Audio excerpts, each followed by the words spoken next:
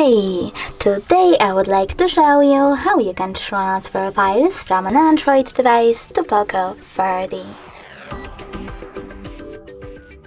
You need to begin by opening Play Store on both and clicking on the search bar.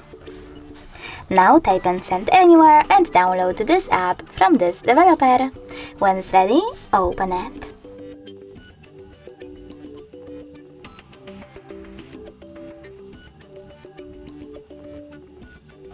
Now you need to choose I accept, confirm, continue and allow. Then do exactly the same on POCO.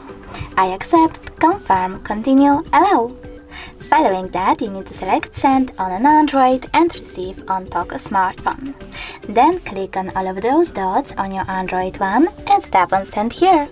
This way you will select all of them and transfer them later on. It will take a long time to do it now though, so I will go with only one. Click on Send and tap on Got it. Now you need to choose Yes I agree or No thanks. Then close this window. As you can see from here, we have the ways to connect.